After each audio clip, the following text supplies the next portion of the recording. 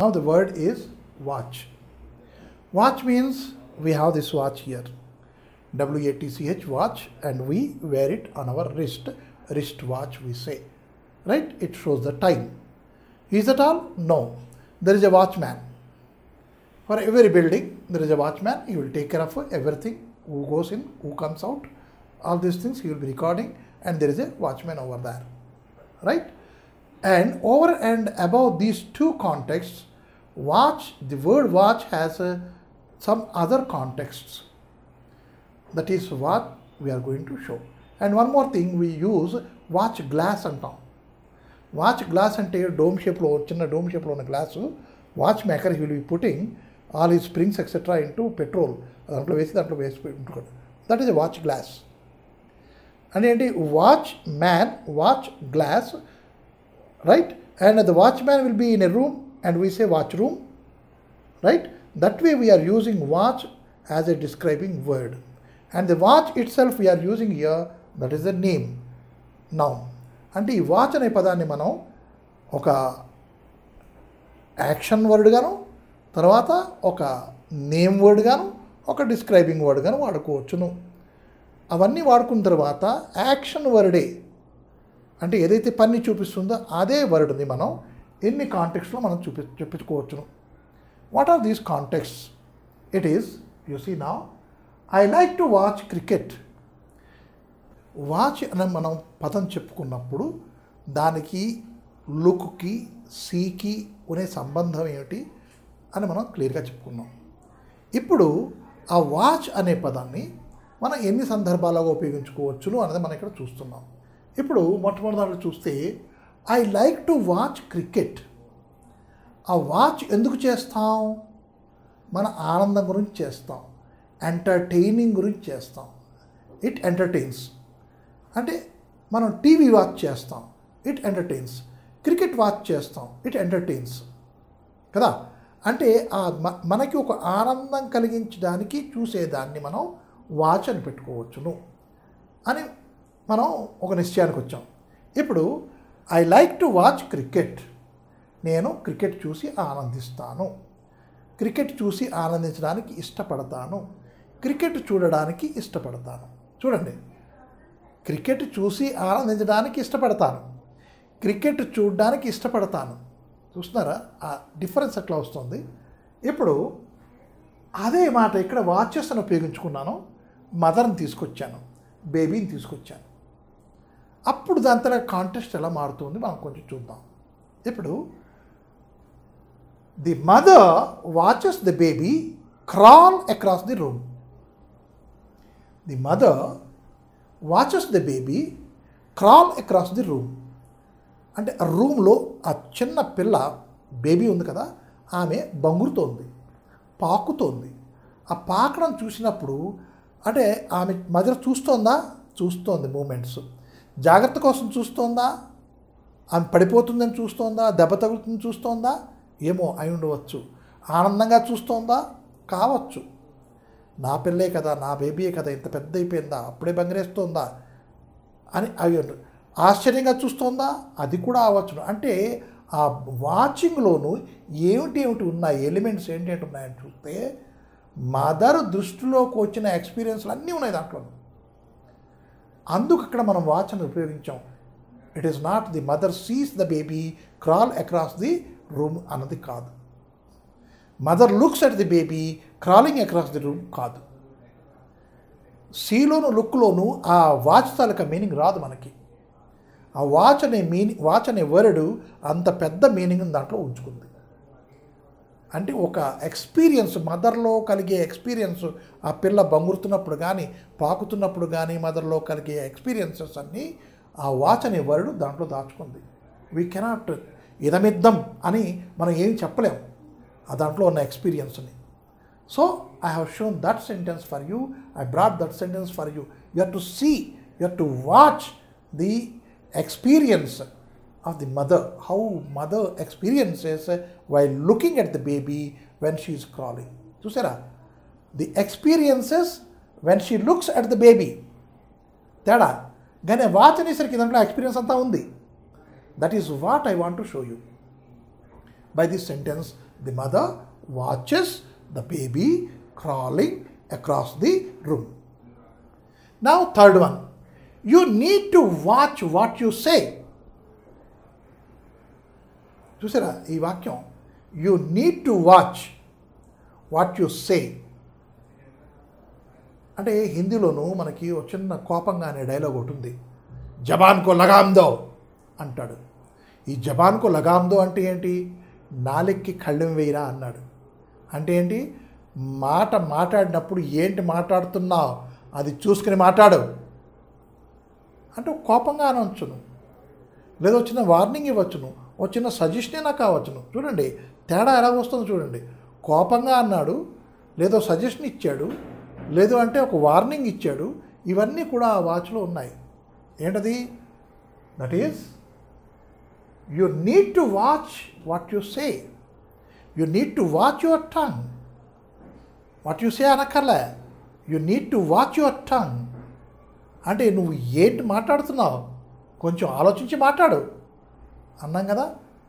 ఏమయ్యా ఆలోచించి మాట్లాడితే ఏమైపోయింది అని కూడా దాన్ని అలాగే చెప్పుకోవచ్చు. శాంతంగా కూడా చెప్పవచ్చును, జోరుగా కూడా చెప్పవచ్చు, కోపంగా చెప్పవచ్చును. లేదు నువ్వు ఏంటి మాట్లాడుతున్నావు తెలుస్తుందా నీకు అంటాం కదా. ఆశ్చర్యంగా కూడా అంటాం కదా, కొంచెం డిస్గస్టెడ్గా కూడా అంటాం కదా. All these things are put into that word watch. That is you need to watch what you talk, what you speak. You need to talk, you need to watch your tongue అని మనం అనొచ్చు. Disgusted అయ్యి అనొచ్చును, కోపంగా అనొచ్చును, కొంచెం ప్రేమతో అనొచ్చును, warning ఇవ్వచ్చును, right? వాడిని ఒక కండిషన్లో పెట్టడం అవచ్చును. ఇవన్నీ కూడా మనకి ఈ వాచ్లో కనపడుతుంది. ఇక్కడ ఇందా లుక్తో అది డిఫరెంట్గా వచ్చింది మీనింగ్. డిఫరెంట్లో మనకి ఏంటి వచ్చింది అక్కడ వార్నింగ్ వేరేగా వచ్చింది, తర్వాత ఒక మంచి మనం ఒక సలహా ఇచ్చింది వేరే వచ్చింది ఆ లుక్తోను. ఇక్కడ ఈ వాచ్తోను అన్నప్పుడు మనం దానికి ఒక చిన్న మాడ్యూల్ పెట్టుకోవాలి. What is a module? Means the way we speak. ఏ విధంగా మనం అంటున్నాం, ఏ విధంగా మనం దాన్ని బయటికి నోట్లోంచి బయటికి అది వస్తుంది. ఫోర్స్గా వస్తుందా, ప్రేమతో వస్తుందా, కోపంతో వస్తుందా, సజెషన్ ఇచ్చినట్టు వస్తుందా, ఇవన్నీ కూడా మోడ్స్ ఆఫ్ టాకింగ్ అనమాట. ఈ మోడ్స్ ఆఫ్ టాకింగ్ మనం ఏ మోడ్లోనే పెట్టుకోవచ్చును. I like to watch the TV. The mother watches the baby crawl across the room. This we can put into any mode. ఎలాగైనా చక్కగా అమరిపోతుంది ఆ వాచ్ అన్నప్పుడు పెట్టుకున్నప్పుడు. ఇందాక లుక్ లాగా కాదు, లుక్ అనేది వేరే వేరే చూపించాను కాంటెక్స్ట్లు అన్నీ కూడాను. ఇప్పుడు మటుకు ఈ వాచ్ అనేది ఇలా పెట్టుకోవచ్చు. Could you please watch my class room for 5 minutes? అంటే ఏంటి? నా క్లాస్ రూము నాది, అది నేను బయటికి వెళ్ళాల్సి వచ్చింది. ఇంకొక ఆమెకు కానీ ఇంకొక అతనికి కానీ అది నేను అప్పచెప్పాను. ఆ అప్పచెప్పినప్పుడు నేను ఏంటి మాట్లాడాను? Could you please look in to అన్నానా, కుడ్ యూ ప్లీజ్ లుక్ అన్నానా, కుడ్ యూ ప్లీజ్ సీ అన్నానా, could you please take care అన్నానా అనొచ్చునేమో. ఇవన్నీ కూడాను అవన్నీ మనం యూజ్ చేయొచ్చునేమో. కానీ కరెక్ట్గా మాడ్యులేషన్ వచ్చేది could you please watch my class room when I'm away are for 5 minutes. నేను లేనప్పుడు నా క్లాస్ రూమ్ కొంచెం చూస్తారా అని. ఆ చూస్తారా అంటే ఏంటి? అలా చూస్తూ కూర్చుంటాడా? కాదు. He will take care of that. అది పాఠం ఇవ్వడమో, వాళ్ళ చేత చదివించడమో, వాళ్ళ మీద కేకలు వేయడమో, అల్లరి పెట్టకుండా చూడడమో, బెంచీలు విరక్కొట్టకుండా చూడడమో చూస్తాడు. అంత పెద్ద మీనింగ్ దాంట్లో కలిసి ఉన్నది ఆ వాచ్లోను. Next comes your better watch the time, you may become late for the bus. ఒక సజెషన్ ఇచ్చాను. ఏంటో సజెషను? టైం చూసుకోరా అబ్బాయి, లేట్ అయిపోతావు, right? But he still lingering. ఏదో ఇంకా ఉండిపోయింది, వాడు ఇంకా చిన్న డిలే చేస్తూనే ఉన్నాడు. అలాగ బండికి వెళ్ళాలి, బండి వచ్చేస్తుంది తెలుసు, అన్నీ ఉన్నాయి, ఇంకేదో మనసులో ఉన్నది, వాడు లింగర్ చేస్తూనే ఉంటాడు. అప్పుడు మనం ఇది చెప్తాం, బెటర్ వాచ్ ది టైం. అంటే ఏంటి? నువ్వు కంగారు పడకు, టైం అయిపోతుంది, నువ్వు వెళ్ళాలి, రైట్? అంటే మనం భయపెట్టట్లేదు, కంగారు పెట్టట్లేదు, వాటిని కోంపడట్లేదు, ఏమీ లేదు. మామూలుగా చిన్న సలహా ఇచ్చినట్టు ఇచ్చాం. కానీ ఆ సలహాలో కూడాను వేగం వెళ్ళాలి రా అబ్బాయి అని తొందర పెట్టడం అనేది దాంట్లో ఉన్నది. ఇంకా అక్కడ మనం వాచ్ అనే పదం వాడతాం. Look at the time, it is already late. అదిను ఇది ఒకటి కాదు. Look at the time, you are already late, that is different. ఆలస్యం అప్పుడే అయిపోయింది, టైం చూడ ఎంత అయిందో అది వేరు. అరే అబ్బాయి టైం అయిపోతుందిరా, నువ్వు వెళ్ళాలి అని వేగర పెట్టడం వేరు. ఈ వేగర పెట్టడం అంటే ఏంటి, వాడు బస్సు అందుకునేట్టు చేయడం, అదే మన ఉద్దేశం. అంతేగాని వాడిని కాంపడే ఉద్దేశం మనకి లేదు. ఆ కుర్రాడు మిగతా ఏమిటి ఆలోచిస్తున్నా సరే దాని నుంచి డైవర్ట్ చేసి అతని ప్రయాణం మీదే మనం అతను దృష్టి పెట్టేట్టు చేస్తున్నాం. Maybe a suggestion, maybe what we call as ఒక చిన్న హింట్ ఇవ్వడం కానీ, ఒక చిన్న కండిషన్ పెట్టడం కానీ అలా మనం చేసాం అతన్ని. ఈ మాటతోను వాచ్ ఇట్, వాచ్ ఇట్. అది చూడండి ఎంత బాగా వాచ్ చేస్తున్నామో. అంటే ఏదో చూస్తున్నామా, అది కాదు. ఇక్కడ watch it you may hit the wall. నేనేమొచ్చి కారు రివర్స్ చేస్తున్నాను. ఆ రివర్స్ చేస్తున్నప్పుడు ప్రతి వాళ్ళకి కూడా కొంచెం ఇంబ్యాలెన్స్ అవుతుంది. అలాగే గోడ దగ్గరికి వెళ్ళిపోయినప్పుడే అప్పుడు somebody will be warning me. Watch it, రే చూడరా గోడ కొట్టేస్తావు. It is not an angry war, not nothing nothing nothing అంటే ఒక చిన్న వార్నింగ్ మనకి ఇవ్వబడింది. అంటే మనకి జాగ్రత్తగా ఉండమని చెప్పబడింది. Watch it, watch it the tower may fall, watch it you may write wrong, watch it you may put your leg into the what you call into the down stair. That means ఒక step వదిలేసి ఇంకో step మీద పెట్టేస్తున్నాయి మొక్కలు. Watch it అని ఒక చిన్న warning లాంటిదో ఒక చిన్న సలహా ఇచ్చినట్టు ఇస్తున్నాం. ఆ ఇచ్చినప్పుడు కూడా దాంట్లో తేడాలు వస్తున్నాయి. ఇక్కడ దానికి దీనికి ఒకటి కాదు. బెటర్ వాచ్, అరే నువ్వు చూస్తే మంచిది, టైం చూస్తే మంచిది, టైం చూసుకో అని ఆ మంచిదని చెప్తున్నాం, రైట్. అలాగే ఇక్కడికి వచ్చేసరికి వాచ్ ఇట్ అని చెప్తున్నాం. Watch it you May hit the wall, watch it you May fall down. అలాగంటే చూసుకో, జాగ్రత్త, చూస్తూ పడిపోతారా, జాగ్రత్తరా అని జాగ్రత్త చెప్తున్నాం అనమాట. వాడికి భయపెట్టట్లేదు మనం, తర్వాత ఇంకేమొచ్చి వార్నింగ్ ఇవ్వట్లేదు, ఒక చిన్న జాగ్రత్త చెప్తున్నాం, రైట్. ఇలాగా మనం ఒక్కొక్క కాంటెక్స్ట్లోనూ ఒక్కొక్క వర్డ్ ఎంత చక్కగా మాట్లాడుకోవాలో అన్నది మనకు వర్డ్ మన చేతికి రాగానే మనం దాన్ని అనలైజ్ చేసుకోవాలి. ఈ పదం నా దగ్గరికి వచ్చింది, ఈ పదాన్ని నేను ఎన్ని విధాలుగా వాడుకుంటాను, ఎన్ని విధాలుగా వాడుకోవచ్చును, ఎలాగ వాడుకోవచ్చును, ఎక్కడ రాసుకోవచ్చును, ఎక్కడ మాట్లాడవచ్చును అన్నది మనకే తెలుసుకోవాలి. Nobody else will come and tell us. ఇంకొక అతను వచ్చి మనకు చెప్పడు, ఒరే నువ్వు రాంగ్ మాట్లాడుతున్నావు అని ఎవరు మనకు చెప్పరు. Nobody criticises. Even if you are speaking nicely, they may say within themselves, ఏంట్రా ఇంగ్లీష్ నవ్వులుతున్నాడు మన దగ్గరికి వచ్చి అని నవ్వుతాలుగా అనుకోవచ్చు నువ్వు వాడు, కానీ నువ్వు ఇది తప్పు చేసావు అని చెప్పడు. ఆ తప్పు ఒప్పులు అన్నది మనమే ఇక్కడే కరెక్ట్ చేసుకోవాలి. ఎలా కరెక్ట్ చేసుకోవాలి? We have to use it, we have to use it, we have to speak to our cells, we have to use it in daily life. Wherever we go, wherever we see the people, meet the people, there we have to use it. When we are using it, they may not be telling you it is wrong, but we feel it. Yes, here somewhere I went wrong. Here somewhere I went wrong అనేది మనకు ఒక చిన్న watch word లాగా ఉంటుందన్నమాట. What is this watch word? One more word has come in, so I am talking about watch word. In a business, honesty is the watch word అన్నాం. అంటే ఏంటి?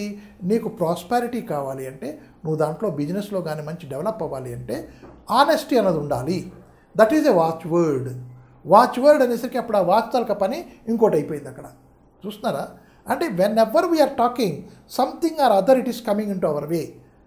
When it is coming into our way, we have to analyse it. ఇక్కడే ఈ watch word అందే వచ్చింది, నా నోటెంట్ వచ్చింది మాట్లాడుతున్నప్పుడు, అక్కడక్కడే అనలైజ్ చేశాను. What is this watch word? Then an example come to me. What is that one? The honesty is the watchword for the business అని వచ్చింది.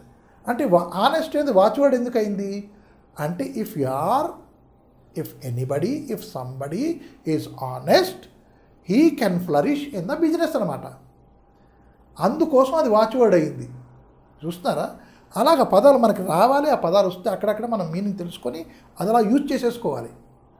యూజ్ చేసుకుంటే మనకి అది యూసేజ్లోకి వచ్చేసి we can speak in a very fluent manner. It is not a magic or something that one day in a minute it will be coming into us. మనం మాట్లాడేస్తూ కూర్చుంటాం అని కాదు. ఆ మాట్లాడడం అనేది ప్రాక్టీస్లోంచి రావాలి.